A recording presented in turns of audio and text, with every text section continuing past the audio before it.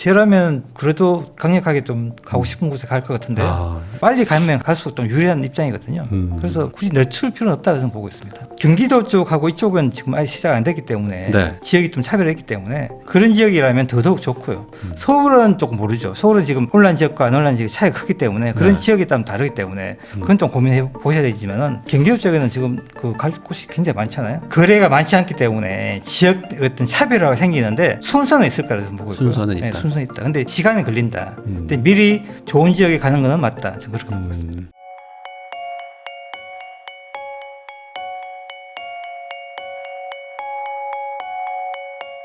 김준영 소장님하고 이야기 나누고 있는데요. 요즘에 이제 돈값이 막 떨어진다, 뭐 돈의 가치가 무너진다, 뭐 이런 얘기들 막 계속 돌거든요. 그래서 이제 이 시청하시는 분들도 요즘에 뭐 통화량이 엄청 늘었대, 뭐 이 정도는 이제 다들 아신단 말이에요. 이런 상황에서는 결국에는 실물 자산인 부동산이 승리한다. 이게 이제 맞는 얘기라고 보십니까?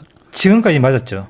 지금 최근에 비트코인도 급락하고요. 네. 금도 급락하고 주식도 급락했잖아요. 네. 유일하게 잘 버틴 게 그 부동산이죠. 그래서 다음은 부동산이다, 뭐 이런 얘기 하시는 분도 있어요. 그런 얘기 떨어진다 얘기하고 있는데 부동산이 잘 안 떨어진 이유는 뭐냐면 다 대부분 실거주거든요. 네. 그래서 웬만하면 이 우리 주택은 잘 팔려고 하지 않고 있고요. 그래서 외부에 어떤 큰 환경이 만들어지지 않으면 급락하기 힘들거든요.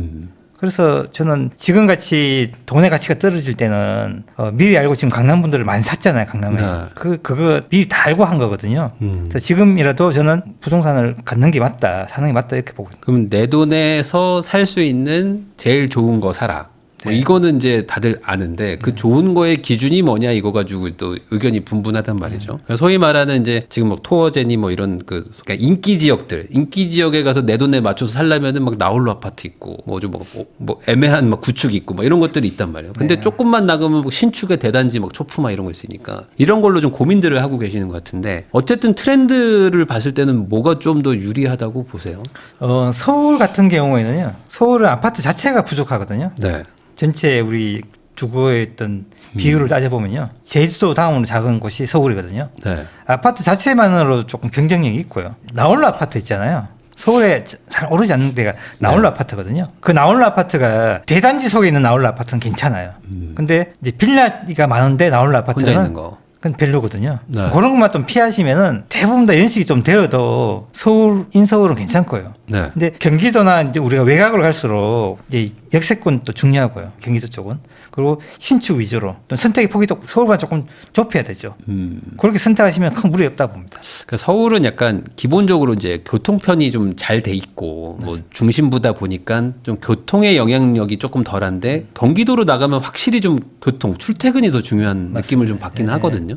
그렇게 출퇴근과 해석하면 직장과 뭐 이렇게 그 역세권 이런 게 더 효과가 있고요. 그게 신축은 더 좋죠. 근데 신축은 많이 반영됐으니까 네. 조금 준신축이라도 선택은 나쁘지 않다고 봅니다. 요즘에 이제 한 15년에서 한 25년 정도 사이의 연식들, 그러니까 뭐 재건축도 안 되고 그렇다고 신축이라고 보기도 뭐한 연식들의 물건들을 사려고 하시는 분들이 좀 있어요. 왜냐면 그게 그래도 좀 덜 올랐으니까. 그건 좀 괜찮은 투자 방식이라고 보세요. 제가 지난번에 제가 이제 수도권하고 지방하고 어떤 아파트를 선택하는 연식별로 제가 한번 조사해 네. 본 게 있거든요. 우리가 10년까지 있잖아요. 네. 2010년까지는 선택이 잘 되고 있어요. 근데 2010년 밑으로는 선택을 안 하고 있더라고요. 2010년식 이하는. 네. 근데 2008년까지는 괜찮아요. 근데 요때 나오는 게 뭐냐면은 직주예요, 직주.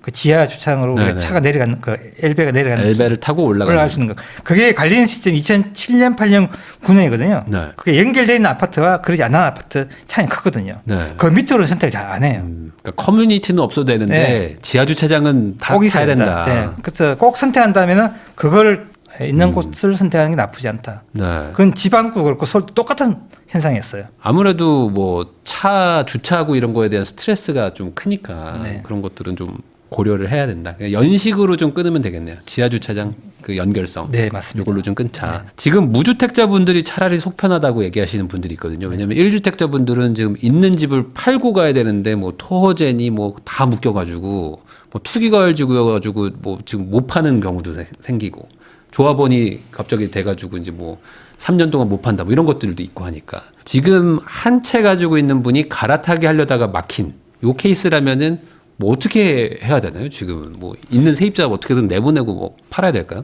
뭐 그분이 어떤 상황인지 모르지만은 네, 갈아타려고 했던 사람이라면 좀 더 좋은 데로 가려고 준비하다가 막힌 분들. 대출이 안 돼서 막히는 건가요? 뭐 10.15 대책 때문에 갑자기 뭐 토어제 딱 걸리니까 뭐 못 팔잖아요. 네. 세입자 있으니까. 저라면 그래도 강력하게 좀 가고 싶은 곳에 갈 것 같은데. 아, 이사비 줘서 내보내더라도. 네. 왜냐하면 지금은 시장에서 대세 상승이기 때문에 네.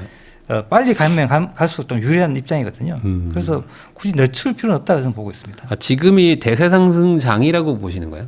지금 이미 시작됐다. 경기도 쪽하고 이쪽은 지금 아예 시작 안 됐기 때문에 네. 지역이 좀 차별했기 때문에 그런 지역이라면 더더욱 좋고요.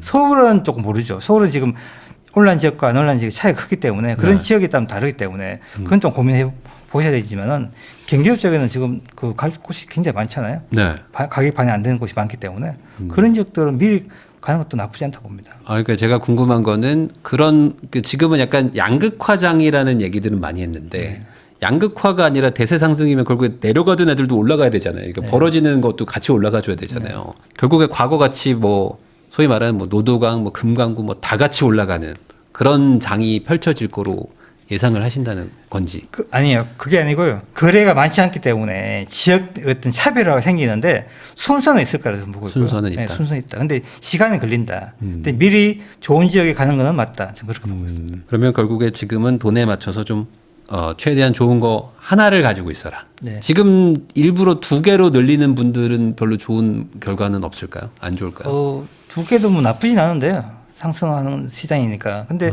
굳이 두 개 할 필요가 있다. 지금 세금 문제가 있기 때문에 네. 한 채로 좋은 곳을 선택하는 게 맞다고 보고 있습니다. 그럼 결국에는 이 현 정부의 어떤 그 방향성을 봤을 때는 좀 증세하고 다주택 규제하고 이런 것들은 다시 좀 시작될 거로 좀 보세요. 어떻게 보세요? 네, 저는 할 걸 보고 있습니다. 왜냐하면 양도세 문제는 아마 내년부터 아마 시작할 것 같거든요. 네. 그래서 다주택자 물건을 조금 내놓기를 바랄 거예요. 그래서 내년에 아마 지선이 있기 때문에 당장은 못하겠지만 네. 끝나면 아마 시작하지 않을까 보고 있고요. 그래서 세금 문제는 결국은 저는 할 거라 보고 있습니다. 지금 막 일시적 2주택 해가지고 좀 돈 좀 벌어봐야지 하다가 갑자기 토호자 걸려가지고 지금 막 골치 아파지는 분들도 막 생기고 막 이러거든요. 네. 그러니까 결국에 2주택을 한다는 거는 정책 대응이 안 되니까 리스크가 있다. 이렇게 생각을 네. 하면 되는 거죠. 네, 맞습니다.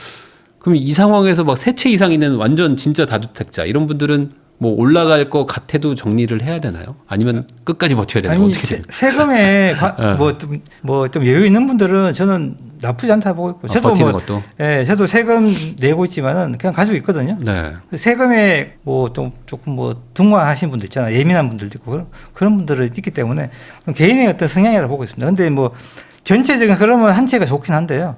내 물건이 이제 좋다면은 뭐 다주택자도 나쁘지 않다고 저는 보고 있습니다. 그런데 다주택을 하면은 이제 보유세 걱정들을 하시니까 네. 지금도 세율 안 바꿔도 한 140% 그러니까 한 40% 올랐다라고 네. 하는데 내년 되면 뭐 더 많이 오른다는 얘기도 있어서 겁을 좀 내는 것 같은데. 세금을 한번 맞아보고요. 네. 그렇게 결정하셔야 됩니다. 아. 종부세도 예전에 그랬었어요. 많은 분들이 한번 얼마 나오면 한번 보자. 네. 그렇게 세금 이제 보고 야 이거는 첫 해 내는데 두 번째는 안 되더라고요. 그러니까 내년엔 못 내겠다 해서 파신 분들도 네, 있잖아요. 맞습니다. 예. 네. 그렇기 때문에 세금을 한번 보고 파시는 것도 괜찮고요. 물건이 만약에 강남에 굳이 팔 필요 없잖아요. 그러면 좀 버틴다. 네, 그런 버틸 수 그러니까 있어요. 너무 똘똘한 애들 두세 개 있으면은 맞습니다. 그냥 버티기 하고 네, 네. 좀 애매한 애들은 뭐 하나 정리하고 네. 그런 정도. 세금이나 이런 것들이 과거 같이 그 소위 말하는 취득세도 높이고 보유세도 높이고 양도세도 높이는 그러니까 뭐 어찌 할 수 없게 만드는 약간 그런 구조로 갈 것 같으세요? 아니면은 지금 얘기는 그래도 거래세는 좀 낮춰준다 뭐 이런 얘기들이 좀 계속 돌고 있어서 알 수 없죠. 알 수 이거는 없는데, 알 수 없다. 알 수 없는데 뭐 원래는 그게 맞죠. 거래세를 낮추고 보유세를 올리는 게 맞는데요. 근데 이 정부는 알 수가 없잖아요. 그래서 저는 모르겠습니다. 어떻게 할지는.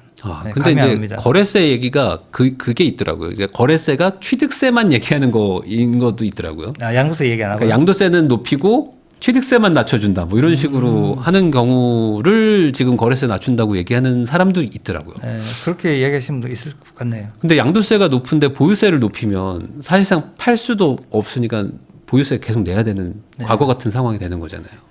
예전 그랬잖아요. 네. 그래서 물건이 확 적치돼 있다가 한꺼번에 쏟아져 나온 거거든요. 그래서 지금은 아마 매물 효과를 생각한다면은 취득세보다는 그 양도세를 딱 낮추는 게 조금 더 효과적이에요. 시장을 봐서는요. 네. 근데 그걸 할 수 있을지 모르겠습니다. 그러면 지금 크게 봤을 때는 전반적으로 집을 안 가지고 있는 경우에는 좀 고생할 수 있는 확률이 높아진다. 이렇게 그냥 정리하면 되는 거겠네요. 뭐라도 좀 최대한 똘똘한 거 사놔라. 매우 고생하죠. 왜냐하면 매우 전세에 고생하죠. 있는 분들은 2년 뒤에 나오게 되면요. 조금 심각할 수 있잖아요.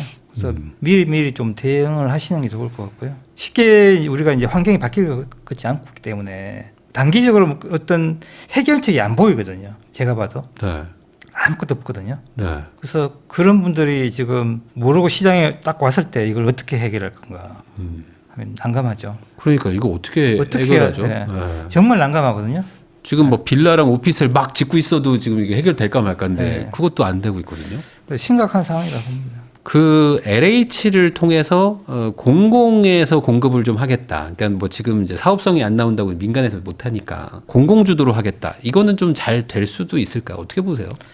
물론 이제 공공에서 하면 뭐 절차나 이런 것 때문에 좀 간소화될 수 있잖아요. 네. 시기는 좀 빨라질 수 있는데 위치가 어딘가 아니면 공공에서 하게 되면 이거 임대가 되게 되면요. 임대는 시장에서 원하지가 않거든요. 임대주택은. 네. 시장하고 수요 매치가 안 되기 때문에 효과가 좀 떨어질 수 있거든요. 네. 그런 걸 좀 잘 감안해야 되겠죠. 그럼 마지막으로 결국에 이제 뭐 다 또 비슷한 고민들을 하고 계실 것 같기도 한데 자기 살 집은 하나 있는데 근데 이제 현금이 조금 생긴 분들이 많거든요. 이런 분들이 뭐 주식으로 가고 뭐 코인으로 가는 경우도 있지만 이걸로 그냥 하나 더 살까 뭐 이렇게 생각하시는 분들도 있잖아요. 뭐 지방에 하나 사놓을까 뭐 이러면서 부동산만 하시는 분들 그런 방향으로 가는 거에 대해서는 어떻게 생각하세요? 지금 어떤 이런 정책과 이런 분위기 안에서 뭐 굳이 개수를 더 늘리는 난 딴 거 못하겠다 뭐 이러시는 저는 분들 개수를 늘리는 것보다는요. 좋은 걸 하는 게 맞다고. 그냥 갈아타기를 더 해라. 네, 저는 왜냐하면 개수에 대한 리스크는 있어요. 지금의 어떤 시장 환경에서는. 네. 근데 가지고 있는 분들이라면 그냥 가지고 있는 게 맞는데요. 네. 내가 시장에서 지금 늘리는 거 있잖아요. 네. 늘리는 건 좀 조심하고 말씀드리고 싶어요. 왜냐하면 세금 문제도 있고 또 규제가 나올 수 있잖아요. 이 정부에서는. 여러 가지 봤을 때는 늘리는 것보다는 좋은 곳으로 가는 게 좀 맞다고 보습니다. 쓴다면은. 개수 늘려가지고 세입자 맞춰놨는데 임대차법 개정되고 갑자기 소급 적용 종부세 올라오고 막 이래버리면은 네. 이제 대응이 안 되니까 그런 일들이 사실 뭐 몇 년 전에 있기도 했었고 네. 그러니까 그런 거에 대한 좀 리스크는 고민해볼 필요는 있다. 그러면 마지막으로 지금 이 시청하시는 분들한테 이제 마지막 조언으로 전반적으로 이렇게 내년을 좀 대비해라 한마디 해주시면 좋을 것 같습니다. 내년 같은 경우 우리가 이제 올해와 다르게요. 본격적으로 이제 전세 부족이 시작되기 때문에 전세에서 나오는 우리가 이제 어떤 문제들이 불거지면서 전세 정책이 많이 나올 거거든요. 네. 그러면서 또 이 전세에 있는 분들이 매가로 움직이시는 분들이 있다고요. 그런 것들이 연결된 시기이기 때문에 기존에 우리가 2022년, 23년과 24년하고는 전혀 다른 환경이 되거든요. 네. 22년, 23년, 24년은 공급의 영향이 아니고요. 우리가 금리의 영향이기 때문에 전혀 다른 환경이 시작이 되기 때문에 지금부터가 진짜 시장이라고 보시면 됩니다. 네. 그렇기 때문에 지금은 집이 있는 분들의 문제가 시작된 게 아니고요. 내년부터는 집이 없는 분들의 문제가 시작이기 때문에 이분들이 조금 더 신중하게 조금 지금 고민해 보시고 선택을 좀 했으면 좋겠다. 그렇게 보고 있습니다. 그러니까 시간 끌어서 좋을 거 없다. 네. 시간 끌어서 좋을 건 하나도 네, 없다. 하나도 없습니다. 하나도 없다. 네, 이렇게 정리하면 될 것 같습니다. 네, 지금까지 김준영 소장님 모시고 부동산 시장에 대해서 이야기 나눠봤는데요. 결과적으로 보면은 지금 상황이 뭐 좋지는 않고 그리고 이제 또 심각하다는 거에 대한 경각심도 여러분들한테 좀 충분히 전달을 해드린 것 같으니까 이 내용 판단하셔가지고 좋은 선택하시기를 바라면서 저도 소장님과 인사 나누도록 하겠습니다. 오늘 나와주셔서 감사드립니다. 네.